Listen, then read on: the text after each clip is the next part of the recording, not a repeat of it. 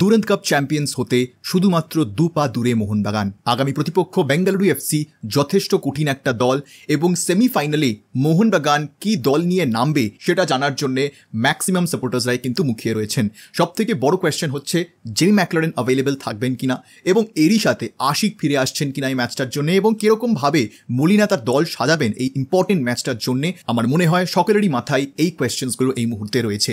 সবথেকে বড় প্রশ্ন এখন, মলিনা আবার হুট করে কোনো এক্সপেরিমেন্ট করতে যাবেন না তো এই ম্যাচটায়, সেটাও কিন্তু সমর্থকদের বেশ ভাবাচ্ছে। তো চলো আজকে সেই সব সম্পর্কে আলোচনা করি এবং দেখে নেওয়া যাক যে বেঙ্গালুরু অ্যাজ আ অপোনেন্ট যেরকমভাবে ফুটবল খেলে সেটাকে কাউন্টার করার জন্য মলিনা কিরকম ফরমেশন ডিপ্লয় করতে পারেন এবং কোন প্লেয়ার্সদের উপরে তিনি ভরসা করতে পারেন এই আপকামিং ডুরান্ট সেমিফাইনালে। এরই সাথে অবশ্যইভাবে তোমরা তোমাদের প্রেডিক্টেড লাইন আপ কিন্তু আমাকে কমেন্ট সেকশনে জানাতে কিন্তু একদম ভুলবে না। তোমাদের কি মনে হয় মলিনা কিরকমভাবে তার দল সাজাবেন সেটা কমেন্টে এক্ষুনি জানিয়ে দাও। এবং এরই সাথে যারা বিএফসি ভার্সেস মোহনবাগানের ম্যাচ প্রিভিউ দেখতে চাও, আমি অলরেডি সেটার উপর ভিডিও বানিয়ে নিয়েছি, নিচে ডেসক্রিপশনে লিঙ্ক দেওয়া থাকবে, তোমরা সেই ভিডিওটা কিন্তু অবশ্যই চেক আউট করতে পারো এই ভিডিওটা দেখার পরে। ভিডিওটা ভালো লাগলে লাইক এবং শেয়ার করতে কিন্তু একদম ভুলবে না। আপাতত চলো শুরু করবো। ফার্স্টেই আমরা মোহনবাগান কি ফরমেশন ইউজ করতে পারে এই ম্যাচটায়। তো আমরা টিপিক্যালি জানি যে মোহনবাগান একটা 3-5-2 ফরমেশন ডিপ্লয় করে এবং সেই 3-5-2 দিয়েই তারা অপোনেন্ট হাফ এক্সপ্লয়েট করে, স্পেসেস খুঁজে বার করার চেষ্টা করে।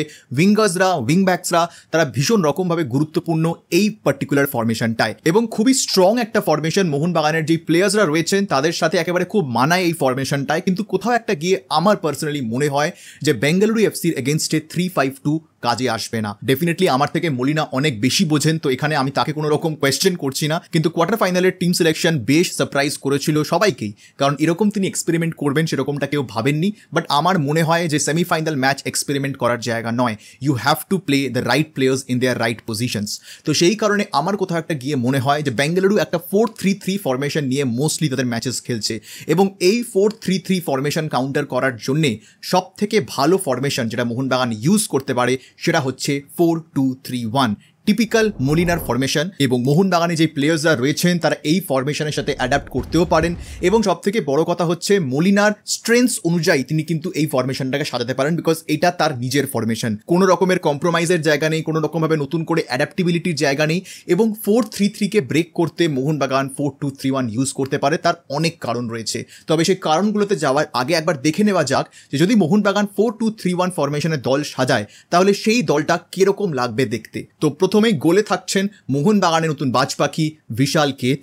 4 জনের যে ডিফেন্স, এখানে লেফট ব্যাকে থাকছেন সুভাশিস বোস, 2 জন ফরেন সেন্টার ব্যাক। আমি এক্সপেক্ট করছি মলিনা স্টার্ট করতে পারেন এই ম্যাচটায়, যেখানে অ্যালবার্তো এবং টম 2 জন আরও একবার জুটি বাঁধবেন।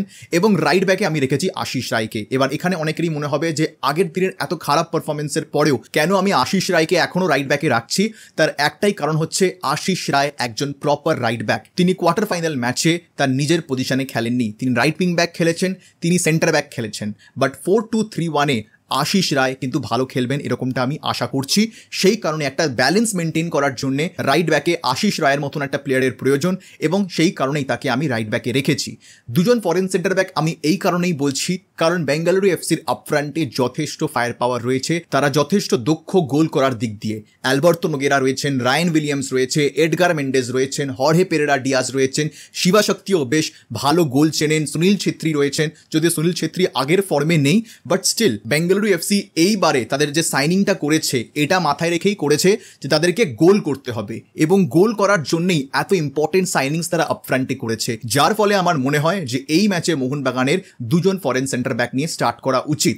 3-5-2-তে তোমরা 2টো ফরেন সেন্টার ব্যাক দেখেছো, 3-5-2-তে তোমরা 2 জন ইন্ডিয়ান সেন্টার ব্যাকের সাথে একটা ফরেন সেন্টার ব্যাক দেখেছো। তো মলিনাকে যদি এক্সপেরিমেন্টই করতে হয় তাহলে একটা সেফ এক্সপেরিমেন্ট করুক। 4-2-3-1-এ তোমার ব্যালেন্সও মেনটেন হচ্ছে, লেফট ব্যাকে সুভাশিস বোস থাকছে, রাইটে আশিস থাকছে এবং তারপরে তোমার মাঝখানে 2 জন ফরেন সেন্টার ব্যাক। মোহনবাগানের এই ডিফেন্স লাইন কিন্তু যথেষ্ট ভালো লাগছে এখন অন পেপার্স। যদি আমরা কথা বলি 2 জন সিডিএম, কারণ 4-2-3-1-এ 2 জন পিভট লাগে। এবার এই 2 জন পিভট আমি মনে করছি রাখা উচিত মলিনাকে। একজন হচ্ছেন থাপা আর একজন হচ্ছেন আপুয়া। 2 জন কন্ট্রাস্টিং প্লেয়ার্স। আপুয়া অনেকটা বেশি ball carrying midfielder, deep lying midfielder এবং নিচ থেকে খেলা তৈরি করতে ভালোবাসেন, বল ডিস্ট্রিবিউশন তার ভীষণ ভালো, একটা ভালো ম্যাচুরিটি রয়েছে, ডিফেন্সও সামলান, কিন্তু মাঝ মাঠের কন্ট্রোল নেওয়ার জন্য তোমার আপুয়ার প্রয়োজন। এবার এখানে পাশে আমি কেন থাপাকে রাখছি তার প্রধান কারণ হচ্ছে অভিষেক সূর্যবংশী ডেফিনেটলি তিনিও কিন্তু খেলতে পারেন। থাপা এবং তার মধ্যে একটা যথেষ্ট কম্পিটিশন হতে পারে এই আরেকটা পিভট কে খেলবেন সেটার উপরে। কিন্তু আমি পার্সোনালি কেন থাপাকে দেখতে চাই তার একটাই কারণ হচ্ছে থাপা অনেক বেশি মিড প্রেস করে অভিষেক সূর্যবংশীর থেকে। থাপার ওয়ার্ক রেট অনেক হাই, এরই সাথে গেম ইন্টেলিজেন্স এবং ইন্টারসেপশন থাপার বেটার অভিষেক সূর্যবংশীর থেকে। আমরা অভিষেক এবং আপুয়াকে একসাথে দেখেছি। আমার মনে হয় যে এই ম্যাচে যদি তার আরেকটা মিডফিল্ড কম্বিনেশন চেক করতে হয় তাহলে থাপা এবং আপুয়ার কম্বিনেশন মলিনা ট্রাই করে দেখতে পারেন। দেখাই যাক না যে কিরকম তারা খেলে। থাপা তো খারাপ প্লেয়ার নয়, one of the best midfielders that we have in our country. তো সেখান থেকে দাঁড়িয়ে থাপার ইন্ট্রোডাকশনটা কুড বি ক্রুশিয়াল, এবং যেখান থেকে দাঁড়িয়ে আপফ্রন্টে বেঙ্গালুরুর প্লেয়ার্সরা অনেক বেশি লিঙ্ক আপ প্লেস করার চেষ্টা করবে, সেখান থেকে দাঁড়িয়ে থাপার হাই প্রেস এবং ইন্টারসেপশন অনেক কাজে আসবে। এখানে থাপার একটাই যেটা ডিসঅ্যাডভান্টেজ থাকবে সেটা হচ্ছে Abhishek is a good ball distributor. ও বল ভালো এদিক ওদিক উইংসের দিকে ঠেলে দিতে পারে, সেই কাজটা থাপাও পারেন, বাট থাপা অনেক একটু কনজারভেটিভ ফুটবলার। তার বডি মুভমেন্ট অতটা ফ্লুইড নয় যতটা অভিষেক সূর্যবংশীর রয়েছে। তো সেই কারণে একটু রিজিড ফুটবলার থাপা, এবং মোটামুটি কোন দিকে তিনি বল বাড়াবেন সেটা তার বডি মুভমেন্ট দেখেই অপোনেন্টসরা একটু বুঝে যেতে পারেন, এবং অনেক সময় থাপা ইজি বল গিভঅ্যাওয়েজ করে দেন। এটা একটু ডিসঅ্যাডভান্টেজ রয়েছে থাপার, যেটা কিন্তু বেঙ্গালুরু এফসির ফুল অ্যাডভান্টেজ নিতে পারে। বাট আমার মনে হয় থাপার এক্সপিরিয়েন্স অনেক বেশি অভিষেকের থেকে, এবং সব থেকে আর একটা প্লাস পয়েন্ট যেটা থাপার রয়েছে সেটা হচ্ছে যে তার মধ্যে একটা অপরচুনিস্টিক মাইন্ডসেট রয়েছে। তিনি গোল করতে ভালোবাসেন। ইভেন কি চেন্নাইন এফসিতে তাকে অনেকটা অ্যাডভান্স রোলে আমরা দেখতাম। উনি কিন্তু সিডিএম খেলতেন না চেন্নাইন এফসিতে, he use to play as a proper CM, proper box to box. তো সেই রোলে মলিনা থাপাকে ডিপ্লয় করতে পারেন এইবারের ম্যাচটায়, এবং দেখতে পারেন যে আপুয়া এবং থাপার কম্বিনেশন কিরকম কাজে আসছে। সব রকমের মিডফিল্ড কম্বিনেশন তিনি কিন্তু অলরেডি ট্রাই করে নিয়েছেন, কিন্তু থাপা এবং আপুয়া একসাথে কিরকম খেলে সেটা আমার মনে হয় বেঙ্গালুরু এফসি ম্যাচে আমরা দেখতে পারি এবং দেখা উচিত। তো এই গেল দুটো সিডিএম। যদি আমরা চলে আসি এবার তিনজন মাঝমাঠের প্লেয়ার, তাহলে এখানে আমি ক্যাম্প পজিশনে রেখেছি গ্রেগ স্টিওয়ার্টকে। এর একটাই কারণ, সেটা হচ্ছে ম্যাকলোরেন এখনো পুরোপুরি ফিট নন। তো তিনি আদৌ সেদিনকে ম্যাচ স্কোয়াডে থাকবেন কিনা সেটা এখনো বলা সম্ভব নয়। যদি কোনো আপডেট আসে ডেফিনেটলি খবর করে তোমাদেরকে সেটা জানাবো। আর এরই সাথে যদি দিমিত্রি পেট্রোডসের কথা বলি, তাহলে পেট্রোডসও এখনো কিন্তু পুরোপুরি ম্যাচ ফিটনেসের জায়গায় যায়নি। সবেমাত্র তিনি একটা ম্যাচ খেলেছেন। তো সেখান থেকে দাঁড়িয়ে তিনি ডেফিনেটলি খেলতে চাইবেন এই সেমিফাইনাল ম্যাচটা, এবং আমার মনে হয় মলিনা তাকে ইউজও করবেন। বাট কোথাও একটা গিয়ে আমার মনে হচ্ছে পেট্রোডসকে ধীরে ধীরে কিন্তু ম্যাচের মধ্যে মলিনা আনতে চাইছেন, যেই কারণে সম্ভাবনা রয়েছে যে Petratos could start from the bench. এবং যেহেতু অলরেডি মাঝমাঠের কন্ট্রোলটা গ্রেগ স্টিওয়ার্ট ধীরে ধীরে নেওয়া শুরু করেছেন, মোহনবাগানে এসে একটা লিডার হয়ে উঠেছেন মোহনবাগানের মাঝমাঠে, তো মেবি প্রথম থেকে হয়তো মাঝমাঠের ভরসা গ্রেগ স্টিওয়ার্ট হতে পারে। রাইট চ্যানেলে ডেফিনেটলি মনবীর সিং থাকছেন, লেফট চ্যানেলে লিস্টন কোলাসো থাকছেন, এবং আপফ্রন্টে থাকছেন জেসন কামিংস। এইভাবে 4 বিদেশি মোহনবাগানের হচ্ছে। লিস্টন, মনবীর ভালো ফর্মে আছে, কাজে আসবে মোহনবাগানের বেঙ্গালুরু এফসির এগেনস্টে। জেসন কামিংসের কথা আর কি বা বলবো, দুটো ম্যাচে 3টে গোল, একটা অ্যাসিস্ট অলরেডি হয়ে গেছে। তো সেই কারণে জেসন কামিংস খুবই গুরুত্বপূর্ণ ফুটবলার হতে চলেছেন মোহনবাগানের জন্য এই আপকামিং সিজনটায়, এবং সেই কারণে আমার মনে হয় যে এই ফরমেশনে যদি মোহনবাগান তাদের দল নামায় বেঙ্গালুরু এফসির এগেনস্টে, এটা কিন্তু যথেষ্ট কাজে আসবে। এবার এক্ষেত্রে কি হবে, বেঞ্চ থেকে কারা নামতে পারেন? পেট্রোডস নামতে পারেন, এরই সাথে সাহাল আব্দুল সামাদ নামতে পারেন, ডিফেন্সিভ সলিডারিটি দেওয়ার জন্য দীপক টাংরি নামতে পারেন, অভিষেক সূর্যবংশী সিডিএমে থাপাকে রিপ্লেস করতে পারে। তো সেই কারণে অনেক রকম ভাবে তারা কিন্তু সেকেন্ড হাফে নিজেদের সাবস্টিটিউশনস ট্রাই করে দেখতে পারে। ইনফ্যাক্ট তারা চাইলে সেকেন্ড হাফে গিয়ে 3-5-2 ফরমেশন ইউজ করতে পারেন, ডিপেন্ডিং অন যে 4-2-3-1টা ফার্স্ট হাফে কাজ করলো কি কাজ করলো না। কিন্তু ডেফিনেটলি 4-2-3-1 কাজে আসবে আমি মনে করছি। তার যে কারণগুলো সেগুলো হচ্ছে যে first of all right back এবং রাইট উইং, অর্থাৎ মনবীর সিং বলো বা আশিস রায় বলো, আর এদিকে লিস্টন কোলাসো বলো বা তুমি এদিকে শুভাশিস বোস বলো, এদের ওপরে কম্বিনেশনটা অনেক ডিপেন্ড করছে। কারণ বেঙ্গালুরু এফসি তাদের যে প্লেইং স্টাইল, সেখানে তারা 4-3-3তে কি করে, ওভারল্যাপিং ফুলব্যাকস এবং ফাইনাল থার্ডে যে উইঙ্গার্সরা রয়েছেন তাদের মধ্যে তারা কম্বিনেশন প্লে করে অ্যাটাক তৈরি করার চেষ্টা করে। তো এখানে যদি তুমি 3-5-2 দেখো, তাহলে যে সেন্টার ব্যাক রয়েছে তিনি কোন দিকে যাবেন? তিনি সেন্ট্রাল এরিয়াটা কভার করবেন নাকি তিনি উইংটা কভার করবেন? এবার এখানে কি হয় যে 3-5-2তে কি হবে, লেফট উইং ব্যাক যিনি একা, তার উপর দায়িত্ব থাকবে দুখানা প্লেয়ারকে সামলানো। এবার যদি শুভাশিস বোস সেন্টার ব্যাক থেকে বেরিয়ে 3-5-2তে তিনি যদি লেফট চ্যানেলে চলে যান, তাহলে যেই পেছনে স্পেসটা এতটা ক্রিয়েট হচ্ছে, সেখানে কিন্তু বিএফসির প্লেয়ার্সরা আসবে, অ্যাটাক করবে সেই স্পেসগুলো, এবং সেখান থেকে চান্স তারা ক্রিয়েট করতে পারে। বাট যেই মুহূর্তে 4-2-3-1 হচ্ছে, সেখানে তুমি কিভাবে এটাকে কাউন্টার করছো? যে যেই মুহূর্তে বেঙ্গালুরু উইঙ্গার এবং ফুলব্যাক তারা একসাথে এক জায়গায় আসছে, কম্বিনেশন ট্রাই করার চেষ্টা করছে, সেই মুহূর্তে মোহনবাগানেরও কাছে কিন্তু দুজন প্লেয়ার থাকবে ওই লেফট চ্যানেলে, ওই দুজন প্লেয়ারকে আটকানোর। তাহলে সেক্ষেত্রে তুমি 1v2টাকে 2v2তে কনভার্ট করে দিচ্ছ। তো এক্সট্রা ম্যান অ্যাডভান্টেজ যেটা বিএফসি দুখানা চ্যানেলে পেতো, রাইট চ্যানেল এবং লেফট চ্যানেলে, তুমি সেই এক্সট্রা ম্যান অ্যাডভান্টেজটা দিচ্ছ না, যেখান থেকে কিন্তু মোহনবাগান সাহায্য পেতে পারে।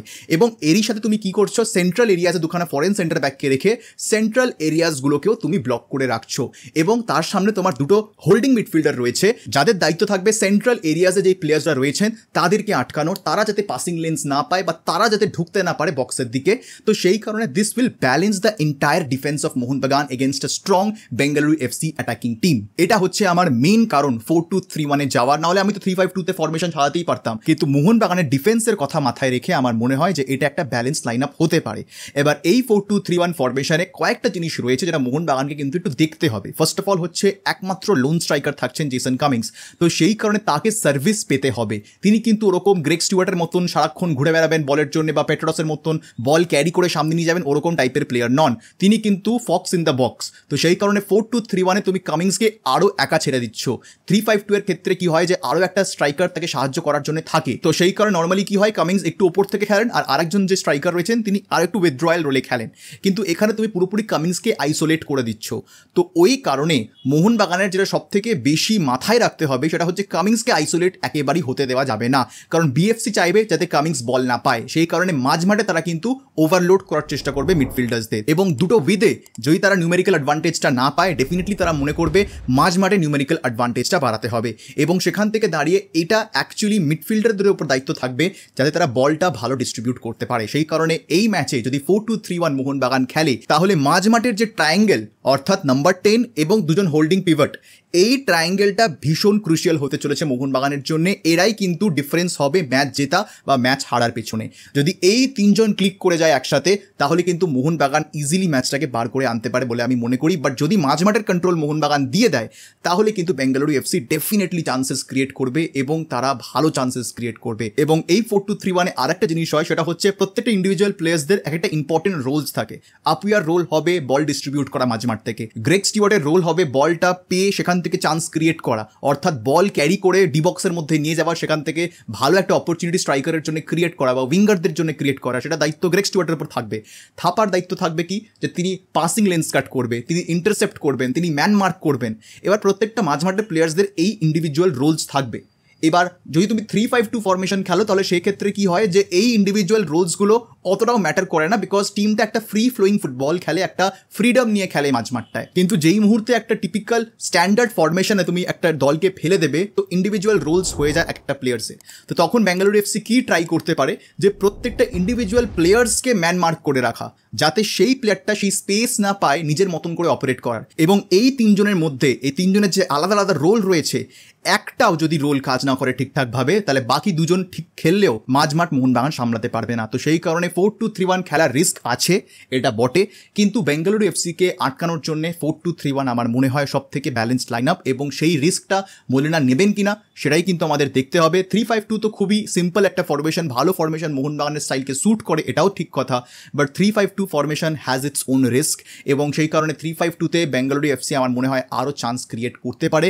কনসিডারিং পাঞ্জাব এফসি ম্যাচে কিন্তু তারা অলরেডি দেখিয়ে দিয়ে গেছেন যে কিভাবে 3-5-2-তে মোহনবাগানের ডিফেন্সকে ব্রিচ করা যায়। তো সেটা যাতে তারা না করতে পারে, একটা সারপ্রাইজ মোহনবাগান কিন্তু এরকমভাবে দেখাতে পারে যেটা বিএফসি হয়তো এক্সপেক্ট করবে না। এক্সপেরিমেন্ট হবে ঠিকই, বাট খুবই সিম্পল একটা এক্সপেরিমেন্ট হবে, এবং মেইন টিমের প্লেয়ার্সদেরকে নিয়ে এই এক্সপেরিমেন্টটা হবে, যেই কারণে এই এক্সপেরিমেন্টটার সাকসেস হওয়ারও চান্সেস থাকছে। তো অবশ্যই হবে তোমরা কমেন্ট সেকশনে জানিও যে তোমরা কোন লাইন আপটাকে প্রেফার করবে, 4-2-3-1 নাকি 3-5-2, এবং যাই ফরমেশন হোক তোমাদের মনের মতন লাইন আপ কি সেটা কমেন্ট সেকশনে জানাতে কিন্তু একদম ভুলবে না। আপাতত আজকের এই ভিডিওটা আমি এখানে শেষ করছি, দেখা হবে তোমাদের সাথে পরের ভিডিওতে, আর এই ভিডিও দেখার জন্য তোমাদের সবাইকে জানাবো ধন্যবাদ।